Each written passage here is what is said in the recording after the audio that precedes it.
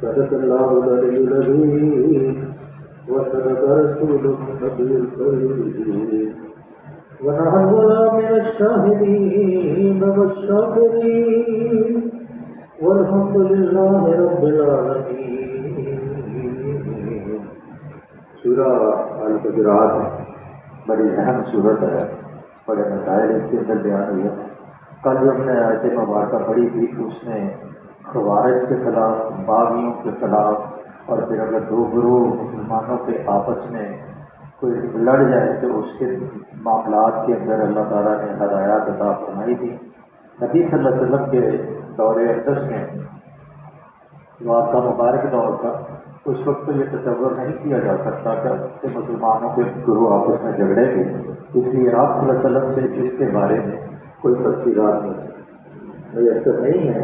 لیکن بعد میں جب حضرت علی رضی اللہ تعالیٰ کا دور آیا تو اس وقت خوارج کا معاملہ آیا، اور پھر آپ جنگ جمل ہوئی اور پھر کافی معاملہ نقصان بھی ہوا. پھر آپ نے کچھ جو معاملات کیے تھے اس کے بارے میں پوری تفصیلات جو ہیں وہ کہا ہے، ان کی بنیاد کے اوپر مختلف قوانین نکالے ہیں. لیکن یہ لمبی بحث ہے اور یہ فقہی مسائل ہیں اور یہ اسلامی حکومت کے متعلق ہے. اس کے عام آدمی جو ہے اس سے صرف علم کے اندر اضافہ ہو سکتا ہے، یا علمی پیاس جو رکھتے ہیں وہ بجھ سکتی ہے. اس سے کوئی ایسا نہ اگر اس کو دہرایا جائے تو ہمیں وہ تسلسل محسوس کر سکتے ہیں. جو آج کی جو آیات ہیں ایک نمل میں ایک وقت وہ اصل بین اخویکم واتقوا اللہ لعلکم، بھائی ہیں تمہارے میں مسلمان آپس میں ایک دوسرے کے بھائی ہیں، لہذا اپنے بھائیوں کے درمیان کبھی تعلقات خراب ہوتے ہیں، کبھی لڑائی ہوتی ہے، کوئی جھگڑا ہوتا ہے، کوئی ایسی ناشائستہ ہو جائے بات تو تعلقات کو درست کرو.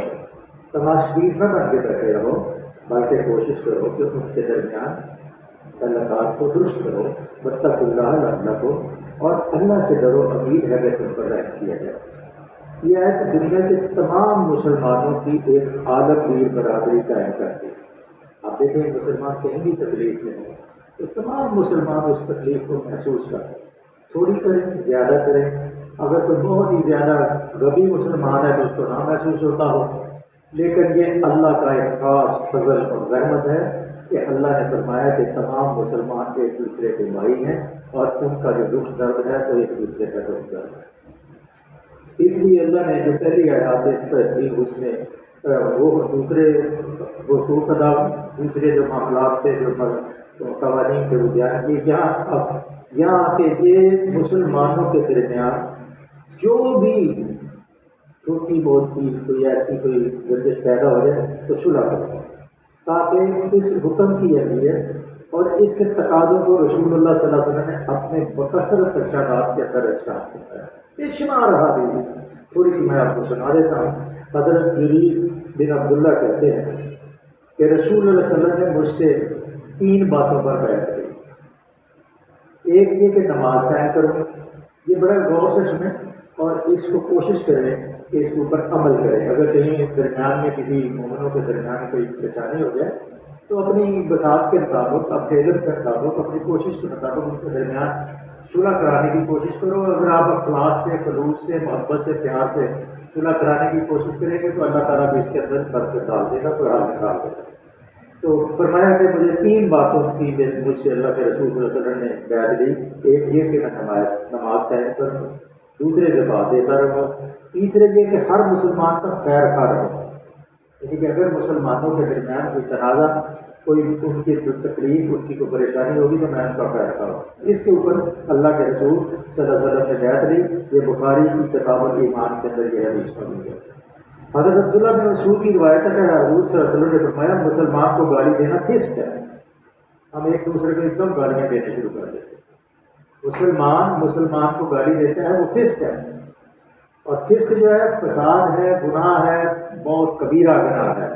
اللہ نے اس کے رسول صلی اللہ علیہ وسلم نے فرمایا مسلمان کو گالی دینا فسق ہے، اس سے جنگ کرنا کفر ہے، اس سے جنگ کرنا کفر ہے. بخاری کی کتاب الایمان مسند احمد میں بھی اس مضمون کی روایت حضرت سعید بن مالک نے بھی اپنے والد سے نقل کی ہے. یہ متفقہ علیہ حدیث ہے. حضرت ابو ہریرہ رضی اللہ تعالیٰ عنہ روایت کرتے ہیں کہ رسول اللہ صلی اللہ علیہ وسلم نے فرمایا ہر مسلمان پر دوسرے مسلمان کی جان، مال اور عزت حرام ہے۔ اب ہم جو کرتے ہیں، جو آپ میں اپنے آپس میں بھائی، رشتے دار، بہن بھائی یا ہمسائے یا دوست یا جو کرتے ہیں، اللہ نے جان مال حرام قرار دیا ایک دوسرے کے اوپر، ہم ہڑپ کرنے کی کوشش کرتے ہیں، اس لیے یہ مستند حدیث ہے۔ حضرت ابو سعید خدری رضی اللہ تعالیٰ عنہ ارشاد فرماتے ہیں کہ آپ نے فرمایا مسلمان مسلمان کا بھائی ہے اور اس پر ظلم نہیں کرتا، وہ اپنے بھائی پر ظلم نہیں کرتا۔ یہاں تو لوگ جائیدادوں کے اوپر قبضہ کر دیتے ہیں، اگر کوئی فوت ہو جائے، اس کے پیچھے لواحقین یتیم ہو تو اس کی ساری جائیداد کو کوشش کرتے ہیں، لیکن یہ ایک دن قیامت کے دن سارا کچھ سامنے آ جائے گا۔ اس کا ساتھ نہیں چھوڑتا، اس کی تذلیل نہیں کرتا، مسلمان دوسرے مسلمان کی ذلیل نہیں اس کو کرتا، تذلیل نہیں کرتا۔ آدمی کے لیے یہی شر بہت ہے کہ وہ اپنے مسلمان بھائی کی تحقیر کرے، تذلیل کرے، یہ شر سب سے بڑا شر ہے۔ مسند احمد میں یہ تو مطالعہ ہے۔ حضرت سعد بن سعدی آپ کا ارشاد روایت کرتے ہیں کہ گروہ اہل ایمان کے ساتھ، اگر وہ اہل ایمان کے ساتھ ایک مومن کا تعلق ویسا ہی ہے، گروہ اہل ایمان کے ساتھ ایک مومن کا تعلق ویسا ہی ہے جیسا سر کے ساتھ جسم کا تعلق ہوتا ہے۔ وہ اہل ایمان کی ہر تکلیف کو اسی طرح محسوس کرتا ہے جس طرح سر جسم کے ہر حصے کا درد محسوس کرتا ہے۔ اسی سے ملتا جلتا مضمون ایک کہاوت حدیث میں، جس میں آپ صلی اللہ علیہ وسلم نے فرمایا مومنوں کی مثال آپس کی محبت و وابستگی اور ایک دوسرے پر رحم و شفقت کے معاملے میں ایسی ہے جیسے ایک جسم کی حالت ہوتی ہے۔ اس کے کسی عضو کو بھی تکلیف ہو تو سارا جسم اس پر بخار بے خوابی میں مبتلا ہو جاتا ہے۔ جیسے اب قضا کے مسلمانوں کو تکلیف ہے، جو بھی درد کلمہ پڑھنے والا اس کو تکلیف ہوتی محسوس کرتا ہے، کچھ نہیں کر سکتا، روتا ہے، چیختا ہے، چلاتا ہے، دعا کرتا ہے۔ تو ایسے مسلمانوں کی جو ایمان ہے وہ بھی درخشندہ ہے، زندہ ہے اور دل کے اندر جاگزین ہے۔ ایک اور حدیث آپ کا ارشاد ہے کہ آپ صلی اللہ علیہ وسلم نے فرمایا مومن ایک دوسرے کے لیے ایک دیوار کی اینٹوں کی طرح ہوتے ہیں کہ ہر ایک دوسرے سے تقویت پاتا ہے۔ بخاری کتاب الادب ترمذی اور باب بدر القدلہ میں یہ حدیث جو ہے نقل کی گئی۔ اب آگے کی جو آیت مبارکہ ہیں وہ بہت اہم ہے۔ یا ایھا الذین آمنوا لا یسخر قوم من قوم عسیٰ ان یکونوا خیرا منہم ولا نساء من نساء عسیٰ ان یکن خیرا منہم۔ اے لوگوں جو ایمان لائے، نہ مرد دوسرے مردوں کا مذاق اڑائیں، ہو سکتا ہے کوئی ان سے بہتر ہو، اور نہ عورتیں دوسری عورتوں کا مذاق اڑائیں، ہو سکتا ہے کہ وہ ان سے بہتر ہو۔ پچھلی دو آیتوں میں مسلمانوں کی باہمی لڑائی اور صلح کے بارے میں جو ہدایات تھی وہ اللہ کے رسول صلی اللہ علیہ وسلم کی نسبت سے، باقی فقہا کی نسبت سے میں نے آپ کے سامنے عرض کر دی۔ اب اہل ایمان کو یہ احساس دلایا گیا ہے کہ دین کے مقدس ترین رشتے کی بنا پر وہ ایک دوسرے کے بھائی ہیں اور ان کو خدا سے ڈرتے ہوئے اپنے آپس کے تعلقات کو درست رکھنے کی کوشش کرنی چاہیے۔ اب آگے یہ جو آیتیں بیان کی گئی ہیں اس میں برائیوں کے سدے باب کا حکم دیا جاتا ہے جو بالعموم ایک معاشرے میں لوگوں کے باہمی تعلقات کو خراب کرتے ہیں۔ ایک دوسرے کی عزت پر حملہ، ایک دوسرے کی دل آزاری، ایک دوسرے سے بدگمانی، ایک دوسرے کے عیوب کا تجسس، در حقیقت یہ وہی اسباب ہیں جن سے آپس کی عداوتیں پیدا ہوتی ہیں۔ یہ بنیادی چیزیں ہیں جن سے آپس میں عداوتیں پیدا ہوتی ہیں، اور پھر دوسرے اسباب کے ساتھ مل کر ان سے بڑے بڑے فتنے اور رونما ہوتے ہیں، اور اس سے کام آگے جو آتے ہیں گی اس میں بھی احکام دیے گئے۔ ان کی جو تشریحات حدیث میں ملتی ہیں ان کی بنا پر ایک مفصل قانون حتق لا آف ڈیمیجز لا جو ہوتا ہے، جو پاکستان کا پینل کوڈ ہے اس میں بھی ہے، لیکن جو اسلام کا لا آف لائبل ہے وہ بہت ہی زبردست ہے کہ مغربی قوانین حق کے عزت اس معاملے میں اتنے ناقص ہیں کہ ایک شخص ان کے تحت دعویٰ کر کے اپنی عزت کچھ اور گوا دیتا ہے۔ اگر کوئی عزت کا دعویٰ کرتا ہے تو اس کے بے شمار اور اس سے یہ سکونیاں نکلتی ہیں، اور پہلے سے جو اس کی عزت محفوظ ہوتی ہے وہ بھی سرعام پہ آ جاتی ہے۔ بلکہ خاتون کوئی اپنی عزت کا دعویٰ کرتی ہے تو وکیل ان کے ساتھ ایسے ایسے سوالات کرتے ہیں کہ شرم سے سر نگو ہو جاتے ہیں کہ اگر ماں، بیٹی، بہن، بہو اگر اس کی ہو تو کیسے سوالات کریں؟ کہ یہ عدالتوں میں اگر آپ نے نظارہ دیکھا ہو تو آپ پریشان ہو جائیں گے کہ خواتین بیچاری سر نیچے کر کے جھک کے چلے جاتی کہ میں اس مقدمے سے اللہ تعالیٰ کی کا اظہار کرتی میں اس مقدمے سے کوئی طرح کرتا. اس لیے جو مسلمانوں کا قانون ہے وہ بہت ہی زبردست ہے. اسلامی قانون اس کے برعکس ہر شخص کی ایک بنیادی عزت کا قائل ہے. مسلمانوں جو اسلام کا قانون ہے وہ ہر مسلمان کی بنیادی عزت کا قائل ہے، جس پر حملہ کرنے کا کسی کو حق نہیں ہے، قطع نظر اس سے کہ حملہ واقعیت پر مبنی ہو، واقعی کوئی ایسی چیز ہو کہ وہ حملہ کرنے کا جواب ہو، اور جس پر حملہ کیا گیا اس کی کوئی حیثیت پورتی ہو یا نہ ہو. مجرد یہ بات کہ ایک آدمی نے دوسرے آدمی کی تدلیل کی ہے اسے مجرم بنا دینے کے لیے کافی ہے. یہ اگر کسی نے کسی آدمی کی تدلیل کی ہے چاہے اس سے کچھ بھی ہو لیکن اس کو مجرم بنا دینے کے لیے اسلام کے اندر کافی ہے کہ اس تدلیل کا کوئی شرعی جواز اور ثابت نہ کر دیا جائے تو وہ مجرم. پھر اللہ نے آگے فرمایا مذاق ولا تلمزوا، کہ یہ جو مذاق ہے مذاق اڑانے سے عسیٰ ان یکون خیرا منہم ولا نساء من نساء عسیٰ ان یکن خیرا منہن. مذاق اڑانے سے مراد محض زبانی سے کسی کا مذاق اڑانا نہیں بلکہ کسی کی نقل اتار، اس کی طرف اشارے کرنا، اس کی بات پر اس کے کام یا اس کی صورت یا اس کے لباس پر ہنسنا یا اس کے کسی نقص یا عیب کی طرف لوگوں کو اس کی طرف توجہ دلانا، دوسرے اس پر ہنسیں، یہ سب بھی مذاق اڑانے میں داخل ہے. کہتے ہیں ایسے کسی کو تنگ کرنے کے لیے ایسے ہی اس کو دیکھ کے ایسے ہنسنا شروع کر دیتے ہیں یا ایسے دوسری طرف دیکھ کے اب ایسے گنگن کرنا شروع کر دیتے ہیں تو اس کو تکلیف ہوتی ہے، وہ سمجھتا ہے. کیونکہ اس تدبیر کے لازماً ایک بہت بڑی برائی ہے، دوسرے کی تذلیل اور تحقیر کے جذبات اس کے اندر کار فرمایا. اتنا سخت یہ معیوب اخلاقاً یہ بہت سخت معیوب بات ہے. ایک آدمی ادھر بیٹھا ہے اس کے بارے میں اشارے کر کر کے آپ باتیں کریں وہ سمجھے گا کہ میرے لیے پتہ نہیں کیا یہ سوچ رہے ہیں. مزید بڑھانا دوسرے شخص کی دید آزاری بھی ہوتی ہے جس سے معاشرے میں فساد رونما ہے. اسی بنا پر اس فعل کو حرام کیا گیا. مردوں اور عورتوں کا یہاں جو الگ الگ ذکر کیا گیا ہے نبی صلی اللہ علیہ وسلم کے زمانے میں یا مسلمانوں کی سوسائٹی میں یہ کبھی سوچا نہیں جا سکتا کہ مخلوط سوسائٹی ہو. عورتیں بالکل الگ ہیں، مرد علیحدہ. یہ نہیں ہوگا کہ نامحرم عورتیں اور مرد میں آپس میں بیٹھ کے ایک دوسرے کا مذاق ہو رہا ہے، بلکہ مرد علیحدہ اور عورتیں علیحدہ. نہ عورتیں ایک دوسرے کا مذاق اپنی مجلس کے اندر ہو رہا ہے نہ مرد جو ہے اپنی مجلس کے اندر کسی مردوں کا مذاق ہو رہا ہے. جیسے کسی کو ایسے تدریج کا نظارہ کہ اس کا خاندان ایسا ہے، یہ فلاں ہے، یہ فلاں ہے، یہ غریب ہے، فلاں ہے، اس کے مختلف قسم کے مذاق ہوتے ہیں.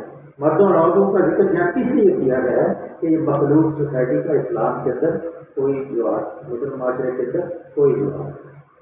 اور یہ اللہ نے ہو سکتا ہے تو اس سے دیکھ کر اس لیے مذاق کو جو ہے بنا. اب مذاق کی وجہ سے بعض اوقات بہت سارے فساد بھی کر جاتے ہیں. ولا تلمزوا انفسکم ولا تنابزوا بالالقاب. اب تیسری جو بات اللہ نے ارشاد فرمائی آپس میں ایک دوسرے پر تان نہ کرو. تان و تشنیع کے علاوہ مقدم دوسرے اس کے اندر مفہومات بھی نکلتے ہیں. مثلاً چوٹے کرنا، پتیاں کسنا، ایک دوسرے کے نک نیم بنانا، ایسے دور سے کسی کو کسی ایسے نام سے پکارنا جس سے اس کو تکلیف ہو، الزام کرنا، اعتراض جوڑنا، عیب چینی کرنا، کھلم کھلا یا زیر لب یا اشاروں سے کسی کو نشانہ ہے ملامت بنانا، یہ ساری چیزیں اللہ نے منع فرمائی ہیں. یہ سب افعال بھی چونکہ آپس کے تعلقات کو بگاڑتے اور معاشرے میں فساد برپا کرتے ہیں اس لیے ان کو حرام کر دیا گیا. کلام الہی کی بلاغت یہ ہے کہ لا یلمزوا بعضکم بعضا، ایک دوسرے پر تان نہ کرو، ایک دوسرے کے اوپر پتیاں نہ کسو کی بجائے ولا تلمزوا انفسکم. اللہ نے فرمایا کہ اپنے اوپر تان نہ کرو، کہ جب تم کسی کے اوپر تانہ بازی کرو گے تو تمہارے اوپر تم اپنے آپ میں کر دے گا. جن سے خود بخود یہ بات مترشح ہوتی ہے کہ دوسروں پر زبان تان دراز کرنے والا دراصل خود اپنے آپ کو ملعون قرار پاتا ہے. ظاہر بات ہے کسی شخص کی زبان دوسروں کے خلاف بدگوئی کے لیے اس وقت تک نہیں کھلتی جب تک اس کے دل میں برے جذبات کا لاوا خوب پک کر پھٹ نہ گیا. پہلے سے وہ اس کے دل کے اندر اس سے نفرت ہوگی تو پھر وہ اس کے خلاف بدگوئی کرے گا. اس طرح ان جذبات کی پرورش کرنے والا دوسروں سے پہلے اپنے نفس کو تو ابدی پہلے اپنے نفس کو تو بدی کا آشیانہ بنا چکتا ہے، پھر جب وہ دوسروں پر چوٹ کرتا ہے تو اس کے معنی یہ ہے کہ وہ خود اپنے اوپر چوٹیں کرنے کے لیے دوسروں کو دعوت۔ اگر میں آپ کو برے الفاظ سے پکاروں گا تو آپ تو مجھے نہیں ہے کہیں گے شیخ صاحب جناب فلاں، بلکہ مجھ سے بھی مجھے بھی آپ چوٹیں لگائیں۔ کوشش یہ کرنی چاہیے کہ اخلاق کے دائرے کے اندر ایک دوسرے کا احترام کرنا چاہیے۔ یہ الگ بات ہے کوئی اپنی شرافت کی بنا پر اس کے حملوں کو ٹال جائے، مگر اس نے تو اپنی طرف سے یہ دروازہ کھول ہی دیا تھا کہ وہ شخص بھی اس پر حملہ آور ہو جس کو اس نے اپنی زبان کے تیزوں کا قدم بنایا ہے۔ اس حکم کا منشا یہ ہے کہ کسی شخص کو ایسے نام سے نہ پکارا جائے، جیسے اللہ نے فرمایا کہ یہ جو ولا تنابزوا بالالقاب، کہ یہ ایسے ناموں سے نہ پکاؤ، بیسل اسم الفسوق بعد الایمان ومن لم یتب فاولئک هم الظالمون۔ ایمان لانے کے بعد فسق میں نام پیدا کرنا بہت بری بات، جو لوگ اس طرح سے باز رہے ہیں وہی ظالم۔ یہ اب آپ سوچ لیں کہ یہ کتنا بڑا ایک ایسا لقب نہ دیا جائے جو اس کو ناگوار ہو۔ مطلب کسی کو آپ کہہ رہے کالا ہے، چٹا ہے، فلان ہے، لنگڑا ہے، لولا ہے، ان پڑھ ہے، جاہل ہے، گبی ہے، یہ گالیاں گلوچ ہے، پرانا ہے، کچھ کئی آدمی کر سکتا ہے، تو اس کی ماں ایسی ہے، اس کا باپ ایسا ہے، اس کا خاندان ایسا ہے، تو یہ جتنے عیب یا نقص ہیں یہ سارے اس کو ملعون کرنے کے لیے، جب اس کو ملعون کریں گے سمجھیں کہ اپنے آپ کو ملعون کر رہے ہیں۔ کسی کو مسلمان ہو جانے کے بعد اس کے سابق مذہب کی بنا پر بھی یہودی اور نصارہ نہیں کہا جا سکتا، کیونکہ یہودی اور نصارہ اگر مسلمان ہو گئے، عیسائی مسلمان ہو گئے ہیں تو آپ اس کو عیسائی نہیں کہہ سکتے، یہودی نصارہ نہیں کہہ سکتے، بلکہ وہ مسلمان ہو گئے۔ کسی شخص یا خاندان یا برادری یا گروہ کا ایسا نام رکھ لیا دینا جو اس کی ذات اور اس کی مذمت کا پہلو اس سے نکلتا ہو اور اس کی تذلیل کا پہلو نکلتا ہو۔ اس حکم سے صرف وہ القاب مستثنیٰ ہیں جو اپنی ظاہری صورت کے اعتبار سے تو بدنما ہے مگر ان سے مذمت مقصود نہیں ہوتی، جیسے لمبا ہے، تڑنگا ہے، گورا ہے، چٹا ہے، یا کوئی اور نکنیم ایسے ہوتے ہیں جو پیار سے پکارے جاتے ہیں، وہ اس کے اندر شامل نہیں ہے۔ اسی بنا پر مقدسی نے اسماء الرجال میں سلیمان اور آمش چندے مسلمان اور واصل الاعظم کبڑے واصل جیسے القاب کو جائز رکھا ہے۔ ایک نام کے کئی آدمی موجود ہوں، ان میں سے کسی خاص شخص کی پہچان اس کے کسی خاص لقب ہی سے ہوتی ہو تو وہ لقب استعمال کیا جا سکتا ہے۔ جیسے میں نے داڑھی رکھی ہے، شیخ امین اور داڑھی والا ہے، اور بھی امین ہے پھر وہ میرے سے داڑھی رکھی ہے تو شیخ امین داڑھی والا ہے، یا وہ پگڑی باندھتا ہے جی وہ پگڑی والا ہے۔ تو اس لیے ایسے القاب سے لوگوں کی تذلیل نہیں ہوتی، بلکہ صرف اس سے یہ تخصیص ہو جاتی ہے کہ فلاں جو شخص ہے، کسی خاص شخص کی پہچان اس کے کسی خاص لقب ہی سے ہوتی ہو تو وہ لقب استعمال کیا جا سکتا ہے، اگرچہ وہ بجائے خود برا ہو۔ مثلا عبداللہ نام کے کئی آدمی ہوں اور ایک ان میں سے نابینا ہو تو آپ اس کی پہچان کے لیے نابینا عبداللہ کہہ سکتے ہیں، یہ نہیں، اس میں کوئی تدقیق کا پہلو نہیں ہے۔ اسی طرح ایسے القاب بھی اس حکم کے تحت نہیں آتے جن میں بظاہر تنقیص کا پہلو نکلتا ہے مگر در حقیقت وہ محبت کی بنا پر رکھے جاتے ہیں، اور خود وہ لوگ بھی جنہیں القاب سے یاد کیا جاتا ہے انہیں پسند کرتے ہیں، جیسے ابو ہریرہ، ابو طرح۔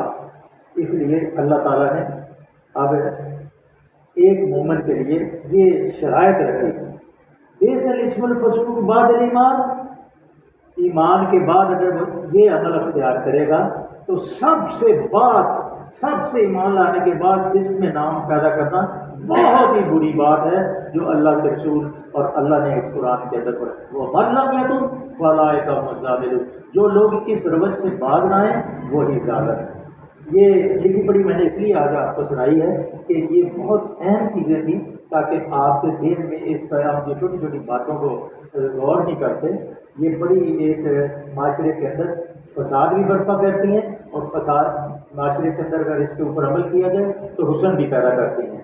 ایک مومن کے لیے بات سخت شرمناک ہے کہ مومن ہونے کے باوجود وہ بد زبانی اور شودہ پن میں نام پیدا کرے۔